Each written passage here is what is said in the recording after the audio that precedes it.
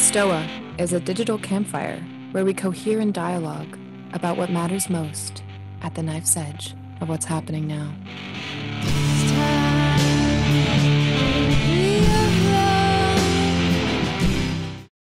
Hello, everyone, and welcome to the Stoa. The Stoa is a digital campfire where we gather to cohere in dialogue about what matters most at the knife's edge of this moment. And this is the beginning of a three-part series of interviews that we're doing with the Philosopher Queens. My name is Raven Connolly, and I'm one of the hosts here with Rachel Haywire. And today we have a very special guest, Alyssa Polizzi, who is the co-host of the Golden Shadow podcast. She's going to be talking with us today about rising feminine archetypes. And to kick us off, Rachel is going to begin our session by reading a passage from a wonderful text from a Amazonian feminist that we all love, Palia. So with that, Rachel, I'll hand it over to you to open up the session. I'll unmute you, darling. Yeah, this is kind of like a Bible. This is a Bible around here. Anybody who hasn't picked up this book, we recommend it. So thanks again, everybody, for coming to the first two sessions, if you were here for the first two Philosopher Queen panels. And we're glad to have you at this one. And if this is your first time, welcome to Philosopher Queens. So I'm going to read a little passage, and then we are going to give the floor to Alyssa. The demigod is arrested, interrogated, mocked, imprisoned. He offers no resistance, mildly yielding to his persecutors. His followers, like St. Peter, escape when their chains magically fall off. Beautiful. Thanks, Rachel. Okay, so like many of the other Stoa sessions today, we are going to have about half an hour of conversation with Alyssa, and then we're going to move to Q&A with the audience. If you have questions, you can put them into the chat, and we will call on you, and you can unmute yourself and engage in dialogue with any of us here hosting, either Rachel or myself or Alyssa. And with that, welcome! Alyssa, it's so good to have you here today. Thank you so much for having me. It was so awesome to have you at the first panel, and I felt like it was so charged just to kind of open up the whole conversation about the Philosopher Queens and rising feminine archetypes, and we immediately just started digging into concepts of the Thulian feminine, and I'm really excited to hear you talk about like feminine leadership and some of the aspects of that. But just to start us off, would you like to kind of give us some context for your background? Sure. I presently work a lot with Jungian depth psychology in my personal work. I work one-on-one with clients and teach classes and workshops kind of based around shadow work and dreams, mythology, archetype, symbolism, kind of diving into these deeper levels of consciousness. And to me, kind of exploring the feminine archetype is important for us to understand these aspects of our psychology that we may not be as present to, or what's happening in the inner and outer world. So I'm coming from that place, both kind of tapping into the psychic dynamic, the spiritual dynamic, the cultural dynamic, and trying to bridge all of those together. So you'll see me speak about that through my client work, also on my podcast. And yeah, it's a little bit about what I do. Wonderful. So just to start us off, what really comes forth for you when you were thinking about what to bring for Philosopher Queens? What were the archetypes that like came to your mind? And could you tell us a little bit about that? Sure. I really wanted to launch off today's conversation by talking about the archetype of the matriarch. And I think that's something that sort of collectively we sense is rising in both inside of individuals, but also in the collective sphere. This is when we think about the matriarch, we're tapping into the feminine principled leadership, responsibility, wisdom coming from not just inherently women, but from a more feminine disposition in our own minds, so that that archetype of the matriarch can be tapped into no matter who the individual is. And that feminine principle is really about enduring and containing. It's about holding patience, sort of this gestating, that more emotional depth connection that doesn't maybe jump as much to like that logos principle of rationale and logic. But I think the matriarch actually stands very interestingly in both realms of kind of mixing that more eros emotional relational principle with the logos principle, because she has to be so tapped into how others are communicating and what they're thinking to be able to be in that leadership place, that she kind of weaves between those different places in this really sort of beautiful, harmonious way. So the matriarch was something that I was hoping we could really dive into, because partially I think the philosopher queen, the archetype of the philosopher queen, is a powerful matriarch figure, and something that I think you're both cultivating in this space. Yeah, definitely. And I think, you know, in the first session, I talked about how I had an acid trip, and I had this like singularity moment where I was like becoming my mother. And I think that that's something, just moving from, I guess, the maiden, and I don't know if that would be the archetype that you would talk about in a Jungian sense, but moving from being like the young woman into the matriarchal figure, especially now where there's different ideas of what the feminine path is. Like there's a sense of female leadership as you would go into politics or into career, but then there's also actually becoming a mother. And those two paths in a very contemporary sense are almost divergent. You know, to do one is almost to not be able to do the other. And so there's a sense of tension that I personally feel in terms of rising into this archetype of the matriarch. And I guess I'm kind of wondering about that transition period, right? Like moving from the maiden to the matriarch. How do we rise into being these like queenly figures? And what is maybe the Jungian or kind of psychological transformation of that? Yeah, I think the first thing I want to sort of call attention to is the point you're making about kind of like the modern woman having to choose between working and kind of supporting in say like the business or outer realm. Sometimes seems that it doesn't support also being a mother or being in the home as an example. And I think some of the most powerful matriarchs, when we think about it on this long scale of time and development of the human race, is that the most powerful matriarchs were ones who juggled both of those roles, that they might have been tribal leaders, healers, medicine women.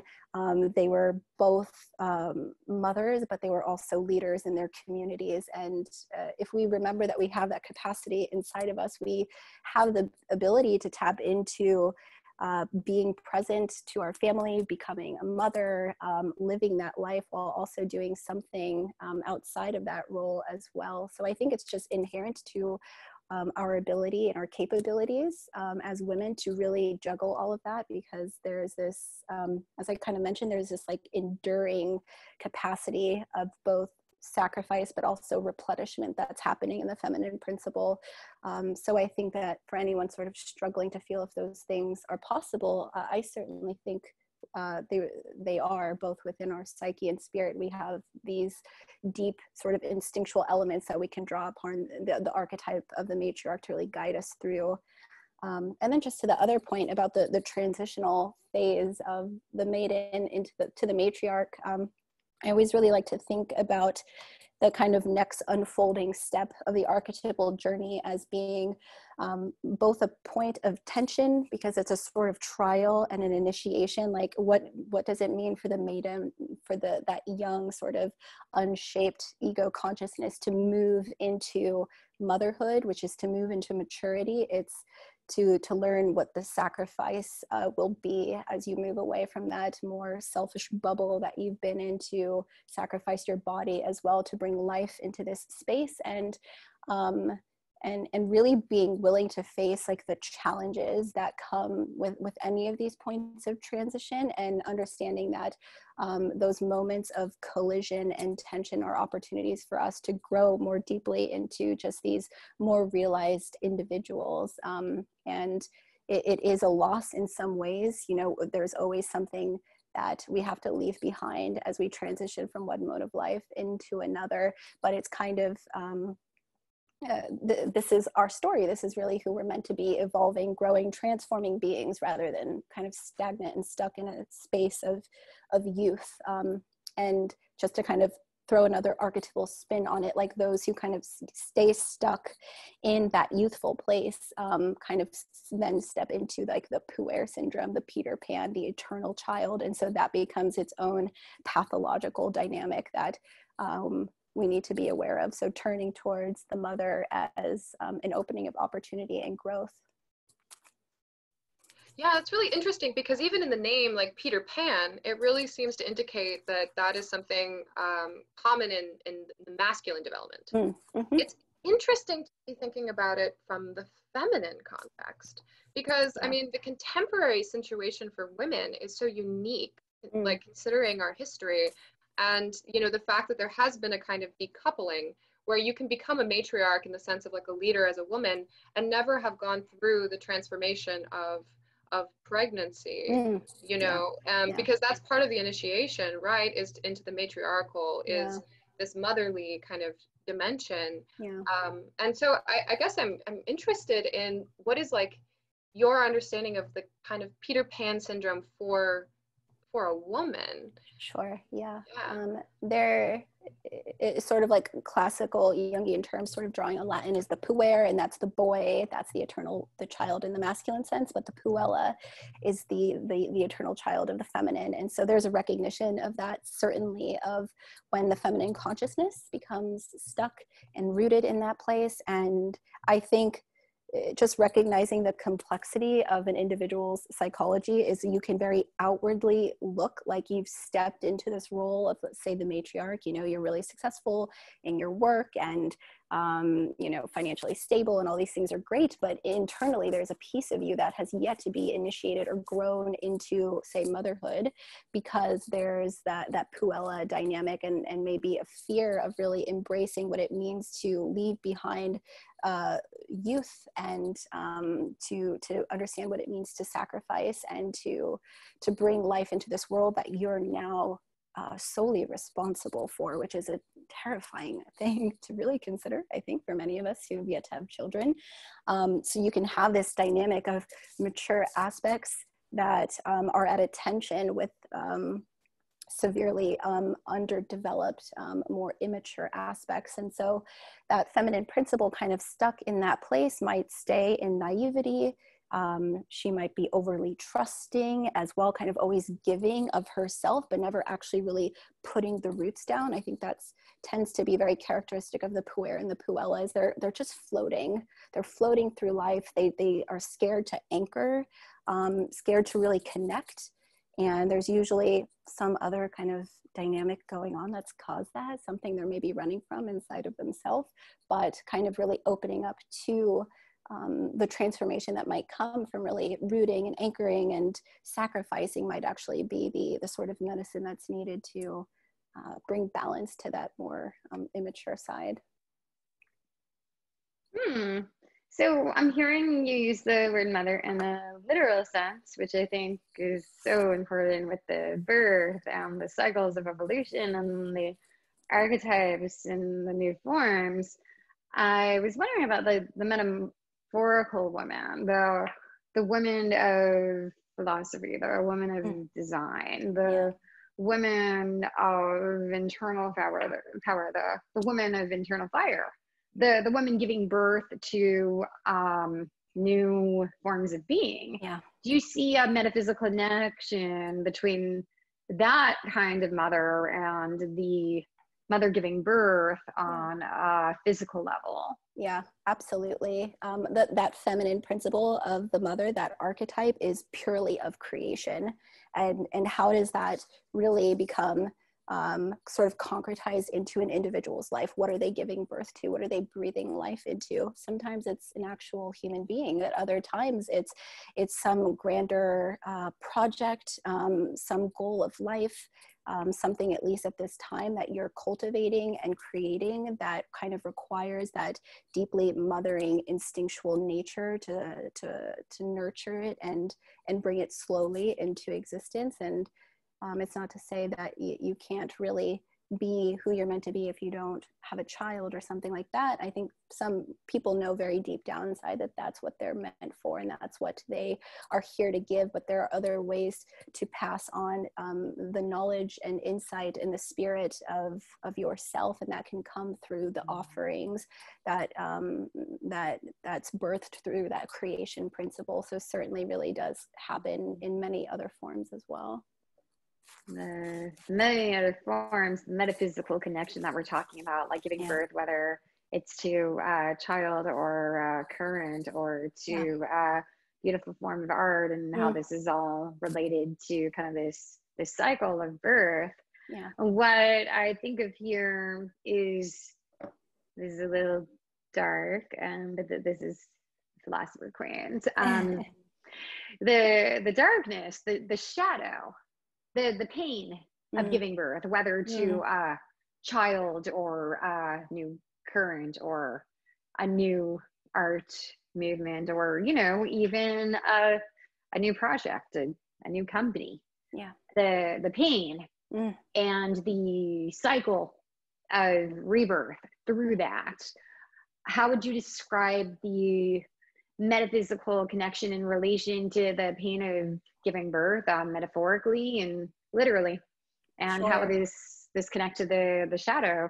Yeah, I think that we can look towards a lot of mythology and folklore and kind of see like the vindictive, angry, controlling mother, where we see that birth and creation has caused some sort of like manifestation of darkness in the mother, and she's no longer in balance. She's no longer the great mother. She's kind of moved into this darker place. And what's kind of happened when that occurs is highly really dependent on the situation. But oftentimes when I think an individual hasn't really integrated that more youthful maiden kind of earlier childlike essence, and they're kind of maybe thrust into sacrifice and archetypal motherhood, there can be this anger and this resentment that just boils and boils in the shadow, and then eventually it starts lashing out, and that might look like the evil wicked stepmother who's just always angry at the young princess or something like that. And if you think about that psychologically, as we often do from the Jungian perspective, that maiden, that princess, the young girl is the young girl inside of herself, or the evil stepmother is the part of herself that can manifest as that. And so how might the evil stepmother be railing against the maiden inside of her because she maybe feels that it's been lost in some way, that she wants to stamp it out because it doesn't feel good to have that piece of herself anymore, and there's a desire to really want to repress it. So I think that often when an individual is forced into that place and it doesn't happen as naturally, and that integration process is broken for whatever reason, it creates all that sort of psychological disharmony. Wow. Yeah. That's hitting me hard, and I'm sure it's hitting other people hard that are here. I've been wanting to listen to your podcast, Dark Shadow. Golden Shadow. Yeah. Golden Shadow. So when you do your podcast, do you look for like a specific type of women? Is it more about metaphysical archetypes? Tell us about your Golden Shadow podcast. Sure. I run the Golden Shadow podcast with my friend and collaborator, Aaron Rogerson, who's here. Hi, Aaron. And I don't know, each week we kind of are thinking about what inspires us, what kind of deep, interesting topic that we've stumbled into. And recently we did an episode on masculinity and femininity, and wanting to really explore that from that deeply archetypal place, but also look at the evolutionary dynamics of our culture and how that plays into it. And that inherently kind of taps us into some of those classic archetypes. And so we're sort of circumambulating this idea of the masculine and feminine, and just trying to draw in these different pieces to kind of make sense of it. And I think that's partly what we're doing on our podcast. We're trying to like sense make together, the two of us, and we kind of want to invite the audience into that conversation. Nice. I'm definitely going to tune into the next episode. I have it in my queue. So yeah, Cool. Thank you for doing this. Yeah, and I wanted to kind of circle back to what you mentioned earlier about the chthonic. Yes. So, and like, so is the chthonic connected to the devouring mother? Are those, do you see those things as metaphysically connected, or are they their own kind of categories in and of themselves? Yeah, I think there's a few different ways to look at it. To me, like inherently chthonic brings up this very underworld, earth-based kind of wildness, and that devouring mother, we kind of see her sort of archetypally expressed through some of those characters that one might consider sort of chthonic in nature. But just because something's sort of underworld and dark and earthly and wild, it doesn't give it an inherently sort of negative connotation. It's not really pejorative in any way, but I think an interesting character to sort of talk about with the chthonic is like Baba Yaga, who's very popular in a lot of Russian sort of Slavic folklore, and she's thought of as this wild witch woman who certainly is devouring, like she'll literally eat like children or the hero or something like that, but she's also life-giving. It really depends on the fairy tale itself, but you see kind of this nature of the chthonic here, which is she's really of the earth. She's dark. She's taps into this energy and this magic that kind of comes from being an expression of nature itself, and that can be both life-giving and it can be destructive. And so within her, we kind of see, I think, the power of the return to that dark, earthly, immensely powerful feminine principle.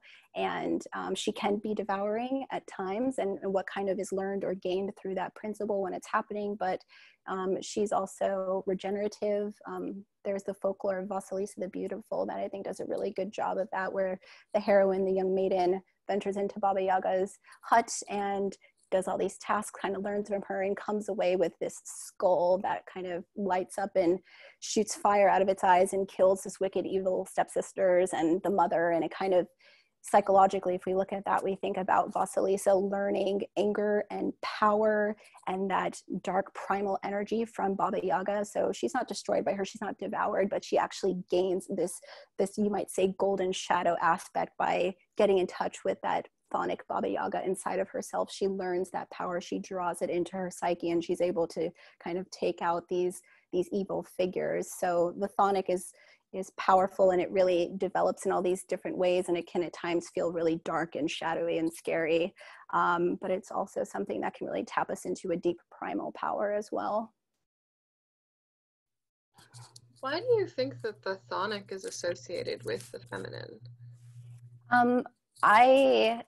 I definitely feel that there's like a natural archetypal pattern towards recognizing the chthonic as feminine because it's of the earth, and we see it in like Pachamama or Gaia. You know, what is the earth is often expressed as female, and that's not always true. You can kind of look at Egyptian mythology, and the kind of like matron goddess is Nut, and she's of the sky. So it does change really depending on the culture, but for the most part, Mother Nature is creation at her best and in its most complexity. And I think that principle is inherently feminine. It's life-giving and life-producing. So we kind of naturally relate to the earth when we personify her to be the kind of penultimate, like a mothering goddess. And to me, the chthonic is the expression of that as well. Do you think Callisti, Kali Ma, has gotten a bad reputation? I know a lot of people that talk about the Kali Yuga, Kali negative Yuga sense in conservative circles. They consider it to be the death of civilization. Did you connect the Kali Yuga to Kali Ma to Yes. Kalisti, and Mhm. how would you relate these to each other? Yeah, for those who maybe aren't super familiar, like kind of in more Hindu and like yogic ideas, the yugas are like these seasons of consciousness. I wouldn't even call them seasons of life. They last for like hundreds, sometimes thousands of years. And currently we're in Kali Yuga, which is all it's like about destruction and disintegration. And it's often characterized by war and a lot of strife. And Kali, of course, is this powerful goddess of destruction, but even destruction is in itself part of the rebirth cycle. And I think as the feminine principle brings disintegration, she's also kind of sowing the seeds for new life. And I think Kali Yuga, if we think about that symbolically, is kind of tearing down these old frames, but to then purposefully like reintegrate or regrow them or restabilize them. And so we have to go through these life and death cycles, and the mothering sort of feminine principle is what gives us the ability to usher in the new energy or the new life. And it also kind of brings the destruction as well. It's kind of, to me, like amoral, like Mother Nature is amoral. She'll bring a storm and that might, end a drought and things are great, but it might also bring a storm and things are just destroyed. You don't know what's going to happen and there's no kind of moral drive behind it. It's just like these greater flows that are happening that we're a part of. Feel that with wow. outside my window. I think Raven and I are kind of just like, we want to talk to you more about all this. This session is too short. We talked about this earlier. Yeah. If anybody here wants to stay a bit longer and talk about these kinds of things, we welcome you to stay a little more. So yeah. Questions? Raven, do you have any more questions? Do you want to open up the floor to the audience? How are you feeling right now? I think so. We'll open it up to people in the audience to ask questions to Alyssa. And I wanted to tag in a comment actually that was made by Karen Williams. I don't know if she wants to follow up on that. Karen, if you want to unmute yourself and talk about your comment, but I think it actually pointed out something pretty critical about the differences between men and women and their initiation into adulthood. Karen, you're welcome to speak to it, or I can if you don't want to. Just like waiting a second to see if she logs out. Okay. I'm going to read the comment because I think it's really good. So she says, in most mythologies, archetypal stories, both sons and daughters belong to the mother until the father takes the son, or the son goes off on the hero's adventure to find his father to be initiated into manhood. So that points to the difference, that the boy leaves to be a man, but that doesn't really illuminate what happens with the girls, what happens with the women, and how they are initiated.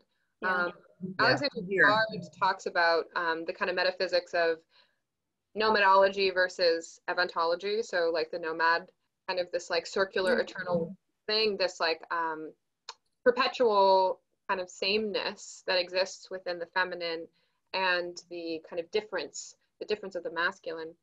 How do you see the kind of the stories of the archetypal dimensions of those aspects or differences between the male or the female kind of initiation into adulthood? Sure, and I think actually Karen unmuted herself. Was there anything you wanted to add, good. Karen, before I jumped into that? Yeah, I'm here. Yeah, it was just, because it was reminding me of Joseph Campbell. Yes. And, the hero with 1,000 faces, and how, just, it's, between daughters and sons, there's just so many more complexities in terms of how, boys reach manhood. And of course, we don't really have a lot of initiations in our, present day culture. But yeah, and I guess even psychologically from the time, we're born, that, the mother is the first love object for both sons and daughters. And it's, in that respect, it's easier for a son because he does not have to transfer his love. The mother is the love object and he moves on to love another woman. Whereas with daughters, psychologically, there's a huge amount of, transition there because she has to transfer the love of her mother to the love of a man, So psychologically, it's just, again, a lot of complexities involved there. But, Alyssa, I was also thinking about the power of the matriarch. And don't you think that just the idea of women always being associated with the kitchen and with cooking and sustenance, when they were, gardening, gathering, and basically providing food for the family, that it was like, the hearth was the source of, and whatever was brewing in that cauldron, and just the trust involved in assuming that the mother knows what to cook and what's nutritious and what's poisonous and what herbs to pick and what mushrooms or herbs not to pick, so that the mother, she not only gives birth, but she sustains the life of all the men and women in the family.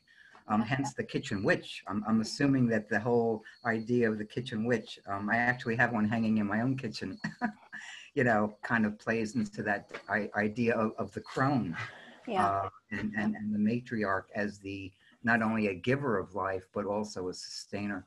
Yeah. Oh, thank you. Yeah, so many wonderful points there.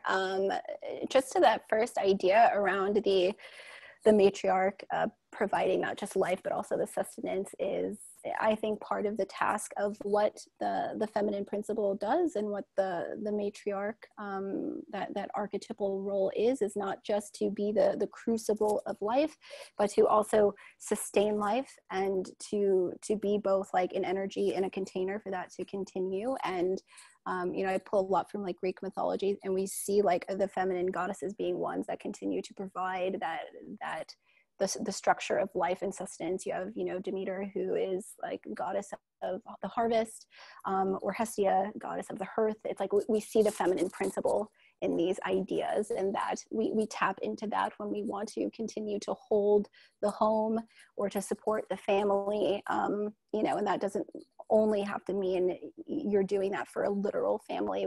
Naturally, the feminine principle offers us doing that, in partnership with others in our community, to our creative projects. So to really be within the feminine principle, I think, is to learn how to juggle all these many different roles and expressions of it. And I think that's part of the initiation of the feminine, is that you hold maybe like the love of the mother, but you learn also what it means to like love a partner and love a child, or to love your friend, or to love whatever sort of project you're bringing into existence. It's that kind of idea of the mother, I think, is that she has this unboundless well of abundance and life-giving source to really offer.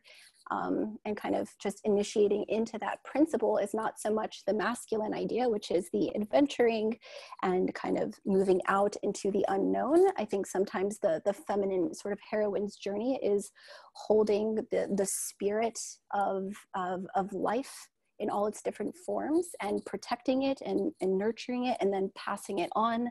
And the masculine kind of goes out and sort of kind of shapes things a little bit differently than, say, the heroine's journey. So looking at these principles really kind of taps you into like the complexity of just what it means to be human in all these different ways. But really the kind of youthful initiation for the feminine is learning kind of to let go of that life source kind of being so internally informed, and then kind of expressing outwards towards other individuals or other situations, while also needing to sustain your own life.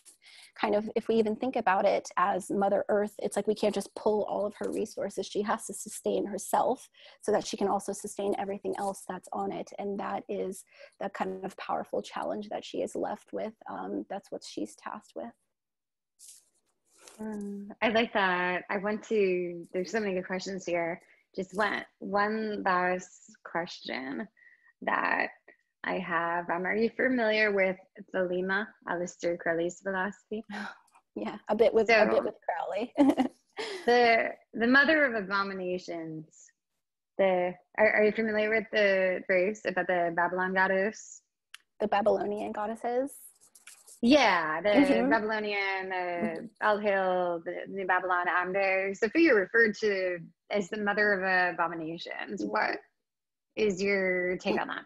And we're looking at things from like Crowley's perspective. I think he's always had this really controversial way of exploring dynamics that kind of shake people up. And even just you saying like the mother of abomination makes me think about the principle of the feminine that's not just the life-giving, but like death-giving as well, that she comes in and she's both creation, but she takes away, or she's kind of the chaos principle of chaos and order.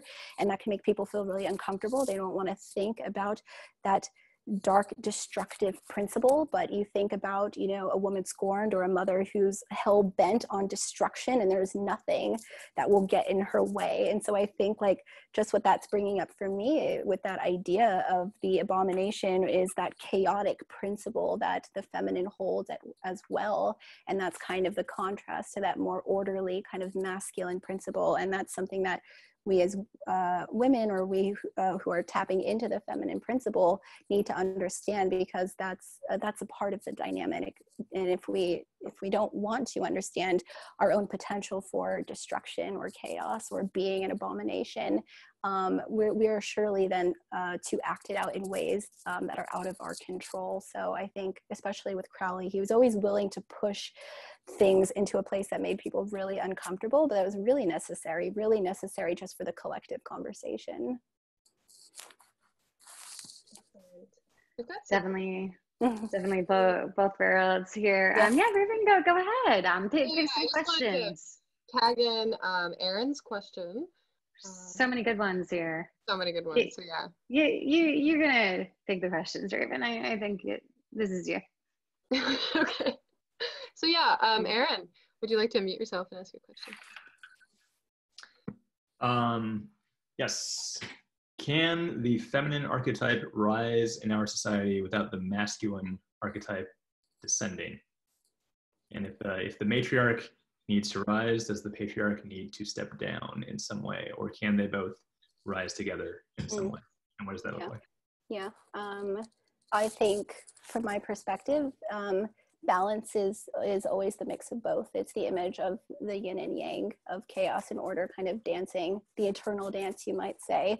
So if we feel that things are out of balance because there is this focus or too much energy or power given to the patriarch, then the matriarch does need to rise, both maybe in the form of women leaders, which I think we're really seeing materialize, at least here in the West for the first time. The potential for a woman to be in office is something that's never happened before, or we're seeing women leaders in these powerful places, women CEOs, women creators. It's holding that potential of leadership in their hands while also kind of juggling everything else. But at the same time, I don't think that means it needs to be the destruction of the archetypal patriarch, because that to me kind of brings imbalance. We need the dance of both principles together. And so for those who maybe are too wrapped up in a kind of patriarchal space, they might need to have more of that nurturing, emotionally informed, relationally connected matriarchal nature to come in. And that might be like a call to action of, say, our men, or those who are more in the masculine principle psychologically, to invite the feminine into themselves and work on it, to bring sort of wholeness to their own psychology in that way. I think it manifests as women kind of coming into literal power in certain positions, but my hope would be that these things can exist in harmony, because we really need both to fully express the balance of what our potential is. Beautiful. I think that question leads into Peter's really well. So Peter, would you like to ask your question? Thank you. Okay, so Jung wrote more about a man's anima and less about a woman's animus, I believe. How does a woman animus show up? What are the pathological ways that it's showing up today, e.g. ersatz animus? Yeah, so just to couple notes here. That this concept behind anima and animus comes from Jungian theory. The idea of anima is that within a man, there's an internal feminine figure, feminine archetype. And especially if you put yourself in the context of kind of 19th century Europe, the idea of the internal feminine, or within a woman that there's an internal masculine, is something that's maybe a little controversial, things that people really weren't talking about at that time. And so for Jung really being this sort of empirical, phenomenological scientist, you know, he could see these different dynamics manifesting in people that were not just purely masculine or purely feminine, no matter our gender or biology or orientation. And so the animus is the masculine dynamics within a woman. And Peter is right. Jung tended to write a little bit more about the anima, so the feminine and the man. But for us, when we consider what the animus is that kind of internal logos principle is often what's associated with. So it's the ability to get more in touch with that thinking function, which is kind of in opposition to what people might consider to be like the stereotypical feminine, the feeling type, emotionally informed, very centered on relational dynamics of keeping harmony. The thinking function really taps us into logic and reason and rationality and objectivity and expression and communication, and doing so in a way that sometimes is more informed by concepts or ideas, rather than if those concepts or ideas feel good to the person or if it makes them feel bad. So the animus is our ability to tap into that inner masculine inside of ourselves and to develop, say, the thinking function, to dive into the logical, more philosophical world, you might say. Pathologically, I think when a woman turns away from that function and is overly reliant maybe on that feeling dynamic, is that it kind of closes you off to, one, maybe the ability to communicate very clearly when that emotional dynamic is kind of being stirred in a way where you're feeling upset, want to express type of, anger or frustration. The woman can, or, one who's kind of tapped into that more pathological animus can come off as just not seeming very rational. And I think that's such a stereotype, right? Like, a woman gets really angry and she doesn't sound logical anymore. And, we're talking generalizations here, but the idea is if we can tap into that thinking function and that masculine in everyday life and integrate it into us, we can rely upon our rationality in times of hardship, and we can rely upon it and cultivate it in times of balance.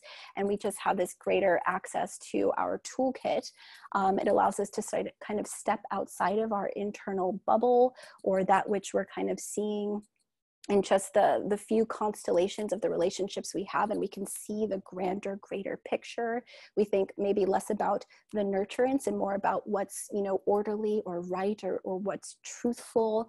And that can really help bring balance to a situation where, someone might be driving towards, acting out in a way that feels right, but actually isn't logically correct. And so that can certainly be a pathological manifestation of it. And the idea, of course, with all of this is to have greater access to these pieces so that we just see more clearly, know ourselves better, interact with the world in a more balanced way. It's not really about perfection, but wholeness. Wholeness. Yeah. The integration of the different sides of the self, everything from the devouring mother to the Peter Pan child, the different archetypes, the light and the taboo, kind of all being a part of the same thing. I like how you discussed how all of these archetypes are possessed by all women. Yeah. And this leads me to a question that I saw from Key earlier in the chat. It's a pretty poetic question, and I think that there might be a lot of answers here. I want to ask you, or maybe Key could ask. Key, maybe you could get into this more. Do you want to unmute yourself and ask this question?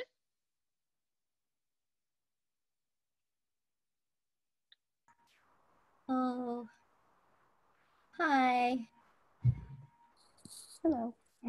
Sorry, guys. I was scrolling up to find the question, and thank you, all of you, for having a really awesome conversation. I feel less articulate than all of you right now, and my question is very short, which was actually based on a comment that was made earlier. So I would like to invite Manus to speak his comment so that I can ask the question.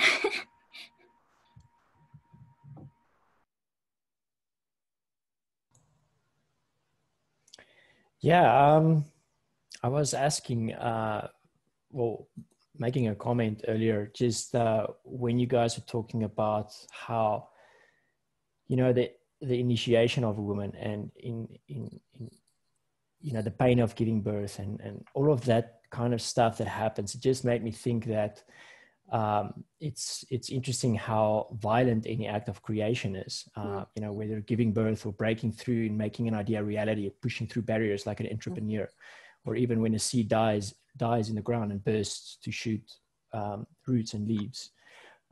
Yeah, Key, take it away. Okay.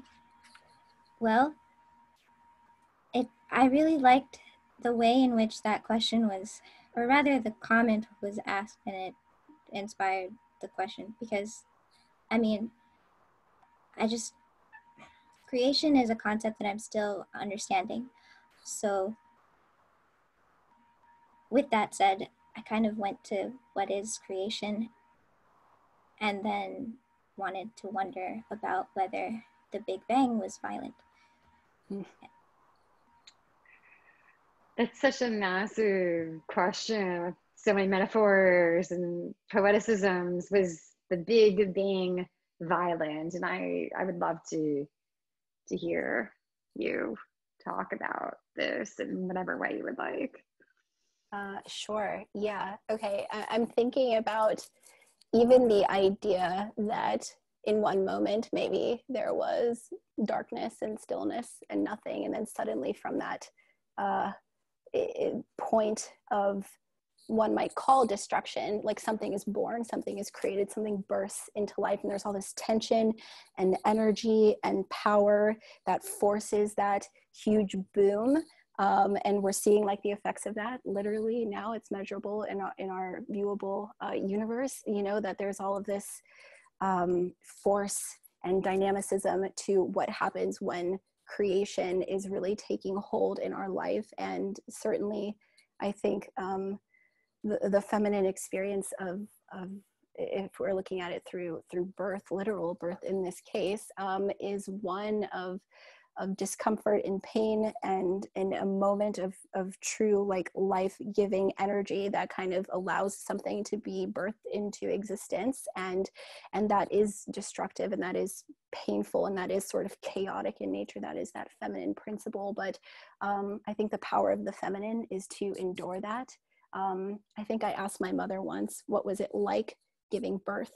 And she says, well, you know, when I do think about it, it was really painful, but every time, you know, it was, I was going to give birth to another child, and there was 4 of us. It's like the pain of that, she didn't really recall it. We have this ability to kind of not like compartmentalize it, but to hold it and integrate it back into ourselves so that we can keep that regenerative nature happening, that she can give life again and again and again, and not be so traumatized by what happened, the way the body was scarred.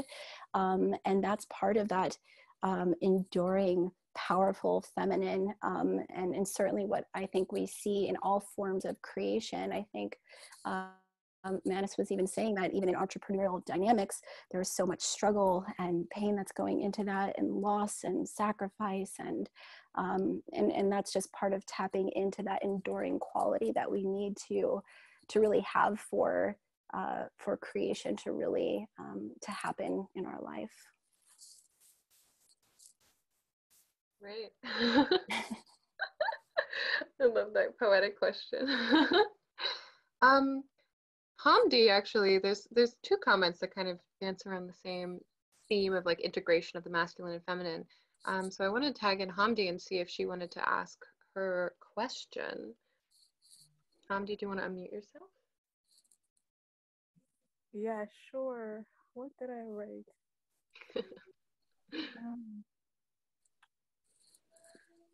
Yeah, so basically, I feel as if we live in a masculine, dominating, energy-based society. So I was wondering if you guys had an idea, how do we integrate both masculine and feminine energies within ourselves so that way, like, the society can become more balanced. I feel like it starts with us. So Yeah. you guys have any great ideas? Yeah. I love your point there, because I agree. I think it does start with us as individuals. It's about self-discernment and personal responsibility, and recognizing our own biases or way that we've given up our power or what we're not tapped into, that allows us to be pulled into a collective narrative, you might say. And so if we feel that the world is sort of being ruled by an over-domineering masculine energy, in what ways inside of ourselves might we invite the feminine in? And that inherently connects us to not just a part of ourselves, but also to other individuals. I think the feminine is, she always has an eye towards sustaining life inside of herself, but also in others. So in the community, in relationships, and it makes you more compassionate and empathetic and understanding, and that brings your ability to understand others, to maybe forgive when you really don't want to, and so yes, it really does start with oneself, and doing that inner contemplation of where do you feel out of balance within these sort of archetypal dynamics. How do you express them? What's your relationship to it? You know, if you're feeling angry at that more masculine energy, can you hold that tension of being upset with it, but then also not want to throw it out or suppress it also, because that in turn just pushes the masculine down into a dark place. So it's this tricky dance, but it really does start with oneself, and asking those questions of, what does my relationship to these dynamics feel like? And, you know, where can I invite in more rational logic? Where can I bring more structure? That's the masculine, but also where can I be more open? Where can I invite in creation? Where can I be more emotionally intuitive and compassionate and forgiving and understanding? And all of that kind of helps us really interact with the world and with ourselves in a way that I think will have a collective impact and kind of bring us back to a balance.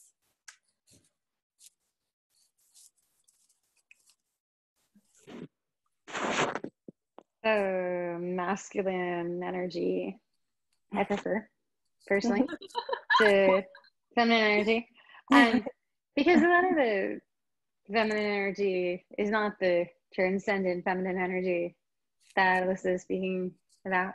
A lot of it can be a superficial, mean girl-esque, very, very petty, very bright side or no side, self-care, hashtag activism. But like when they meet someone who actually, you know, like has that internal flame that we're talking about, they accuse us of being trans or too masculine. How do you deal with stuff like that? You know, it's interesting. I've always had people tell me that I strike them as very masculine and very feminine at the same time. And I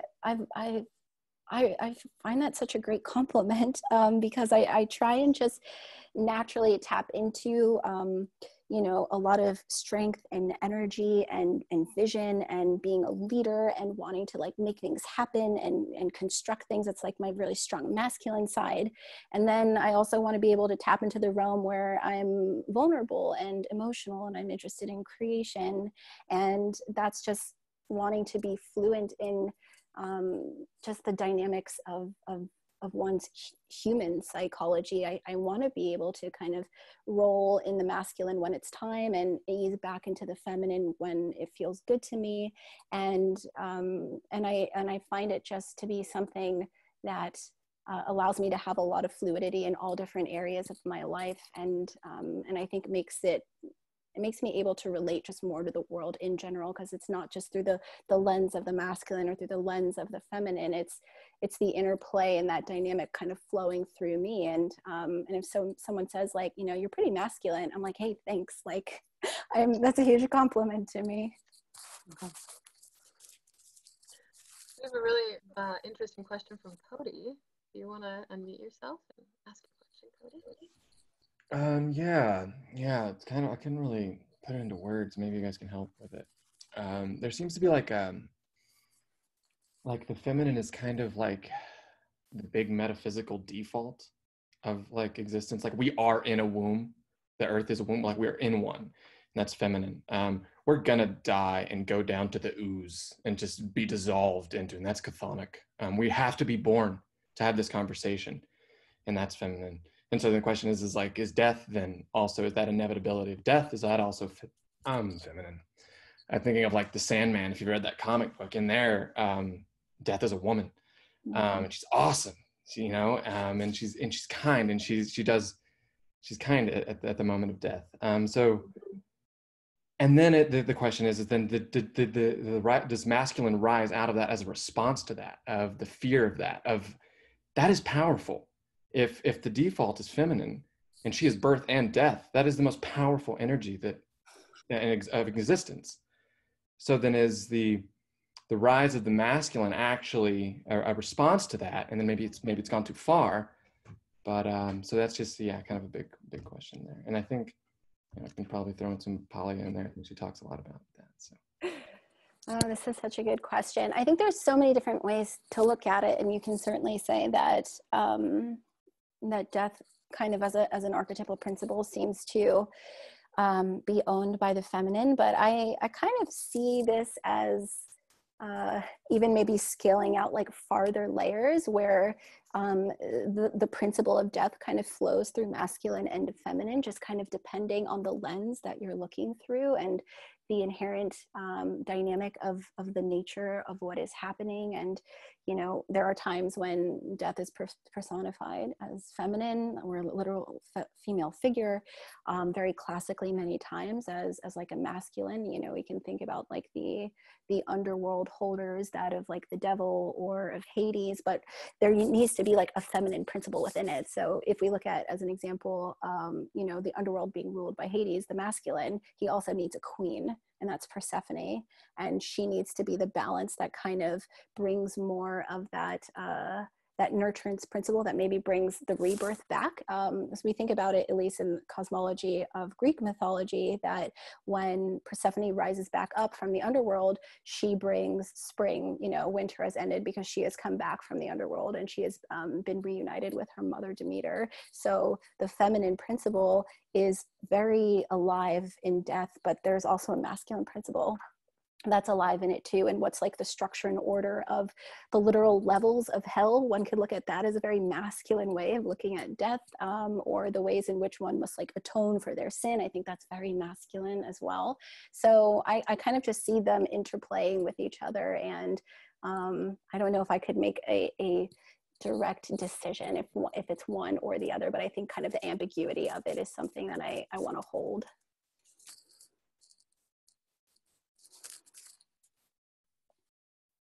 Beautiful. So we've come to our hour.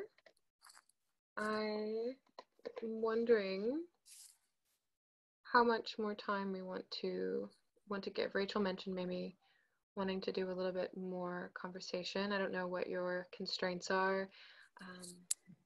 If there's more questions, I'm happy. I've got time. Okay. So how about this? I know a lot of people, they need to go after the hour, but if people want to stay, maybe we could go for another 15 minutes and let's go at it. If anybody wants to bring something up, now is your chance. Put it in, or maybe there's something we haven't mentioned here in the chat. Yeah, let's see. And anybody, feel free to unmute yourself and just go for it.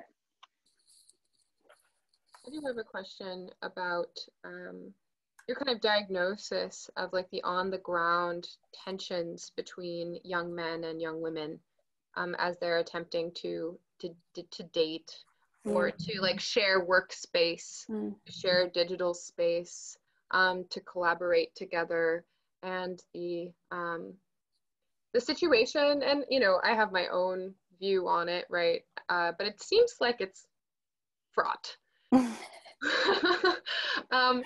What is your diagnosis? What do you see going on, and how does that relate to maybe some of these bigger archetypes? Sure. I think if I'm looking at this from that symbolic sort of archetypal view, I think in many ways we're sort of disconnected from that level of our psychology and that expression of that in culture and society, where the sort of archetypes, they're psychological principles, you know, they're sort of like analogous to the biological instincts. And so they're parts of our, of the psychic landscape that inform us, that image the world, that sense make the world. And I think they're inherent to us, even if we're not aware of them, but we also need to kind of be in touch with them and cultivate them and nurture them and come into relationship with it. And in what ways are we doing that in our daily life? What rituals do we have? What initiations? What stories do we tell each other? We're so sort of disconnected from that dynamic, I think, in modern life, that it leads to confusion in all of these different ways, where like, what's your role and what's my role, and how do I connect to you, and what does this environment mean to us? And there's something instinctual that's driving people, and then maybe even a social dynamic that's clashing against it. And I think just in all of those manifestations, we're confused, and I think a return to that more archetypal mind, or cultivating that in our life, might be really helpful in getting to know oneself better, but also being able to really orient to the world and each other. Do you think bringing and integrating with the mythic or the archetypal knowing is actually part of what could help people navigate the complexity of interacting? Yeah, definitely. Yes, I think Ian McGilchrist kind of talks about this as well, and is something that I think he sort of echoes, this need to sort of return to the mythic mind, to kind of understand the right brain dynamics versus the left brain, and how do we return to that individually, but also collectively, which, you know, doesn't mean that we do you know, what we always did before and how that was expressed, but it's more like how can these things evolve, and how can we support their evolutions, religious expressions, mythological expressions, spiritual expressions, cultural expressions. It's so interwoven into just how we understand our life. And I think when it's empty, it really does impact us in all these ways.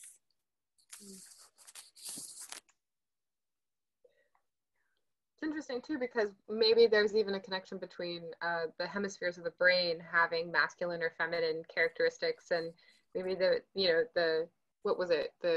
We need more right brain, right? Mm-hmm. Yeah. Maybe that's like kind of more feminine, right? Like intuitive principles.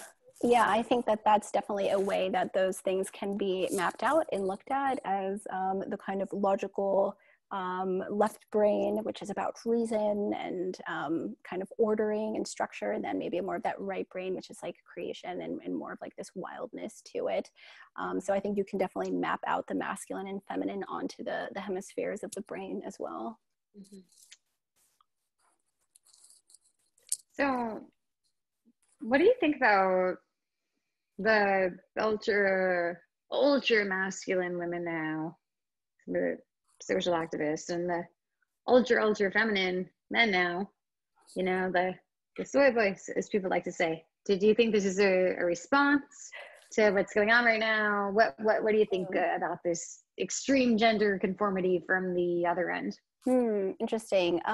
Yes, I think that there's all of these manifestations of it, where there might be a kind of overcompensation happening. Maybe someone feels like there is a need to tap into that like contrasexual dynamic, so the masculine wanting to tap into the feminine, and because it's out of balance, it's being done in this way that destabilizes things, and you might then have these sort of cultural and social expressions of it that still don't seem like quite right. And I think it's every individual's journey to really find their way towards balance. And I'm very much of the mindset that there's a very deep part of you that really kind of is trying to order and bring you towards kind of like what your equilibrium is. And so for those individuals who maybe are caught in a place where those aspects are manifesting and they are imbalanced, there's probably signs somewhere in your dreams. Maybe I'm gonna have to plug dreams because that's the big thing I'm into. Unconscious expression, what's happening there, subtle things that are not as easy to pay attention to, not as obviously in the sphere of conscious awareness, because I think if we're on one side or the other, it's still imbalance. And maybe part of that is like we just need that collectively for things to kind of even out, but hopefully it's not bringing that individual hardship or pain or something if they're kind of on the other sort of contrasexual end of things. But you know, however someone decides to express themselves is ultimately up to them to decide, but having that self-discernment to really ensure that it's being done in a balanced way is certainly a tool that one really needs to hone. That's solid advice. We have a question from Rob. Rob, would you like to unmute yourself? Yeah, my question was, women are often celebrated for accessing the masculine, while men are often denigrated for embodying the feminine.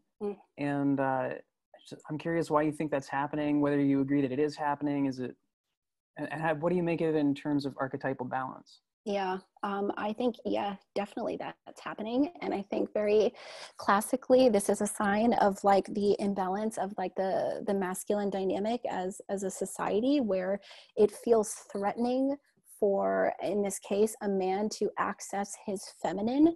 You can think about a highly generalized situation though, but you have a group of men and one of those individuals might have more of a feminine expression.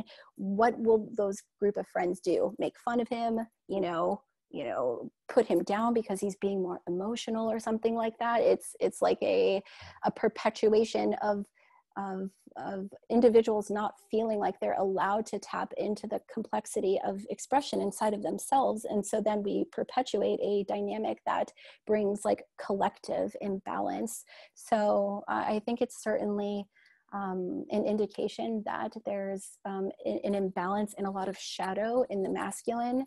And it's so front and center because we have been in more of this like masculine age of thought.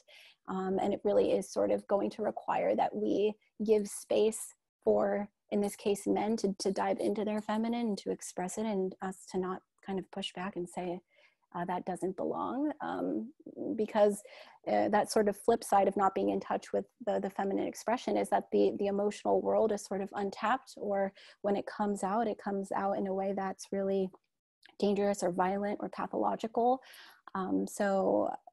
What I would hope for is the ability for individuals to create that environment where they feel safe and vulnerable enough to express it, because we really do need both of these dynamics, both within ourselves and also collectively. Sure, and there's even like, I mean, even the pejoratives of masculinity are like, you're being a pussy. Yeah, Like even in the language. Yes. Yeah. I think sometimes about like the differentiation, you know, trying to keep men, and this maybe goes back to Cody's question of like, if the ground or the medium is feminine, and there's this pull to differentiate from the feminine as the man, then to, you know, put down a man for his association with the feminine, is point out that he has not left, you know, the womb or something, and to kind of ostracize him for not being different. Yeah. There's certainly, I think, a space that's being cultivated right now where even those who want to dive into that are feeling like it's unsafe or it's unwelcome. And there's ways in which we are perpetuating that by just the language that we use. And someone might think, well, I'm just joking. Like, I'm just giving him a hard time, you know, but that has an effect. It has a psychological effect, and these things carry out into the world, and they pass on, you know, from person to person or generation to generation. And so it's about recognizing these habits and willing to kind of do the unusual thing to kind of press against the norms, and to allow kind of that other element in, so that we can at least feel like we're all able to express ourselves more fully. Beautiful. We have a beautiful final question from Okay. Brian. Brian, would you like to unmute yourself? Okay, I got girls in the background here. How do you set on fire the imagination, or how, or or a template for the future goddesses? How can I nourish or introduce things to my 12-year-old daughter, because she's active in the background? That's a really great question. Okay. Yes, this is, okay. There's a few different ways that I'm looking at this. And one is, how does one create a space in the home where the natural inclinations of the feminine can be expressed? Like, what is she interested in? What does she want to cultivate and create in her own life? And how do we give space to that? How do we allow that to be expressed? What's drawing her interest?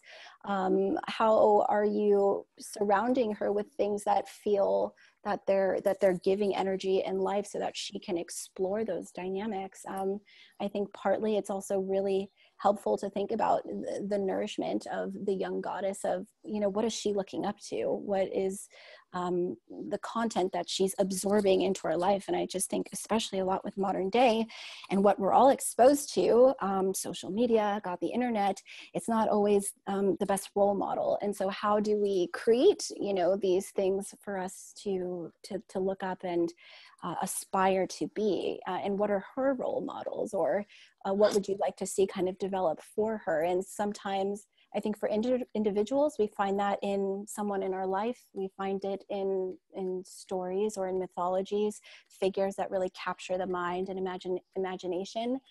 Because part, I think, of developing who we are is wanting to know what our personal narrative is, and who is she becoming, and how does she want to be in the world, and how does she relate that to people that she can recognize in real life, but also you know, kind of fictionally or mythologically.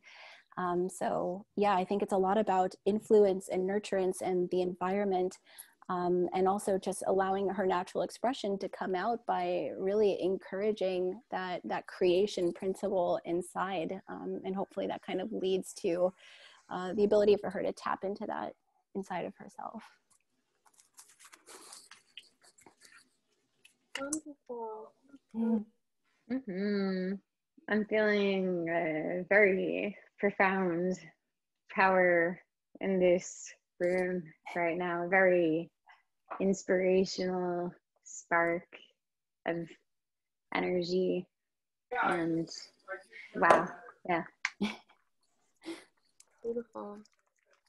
Thank you so much for joining us. Thank you so much for having me.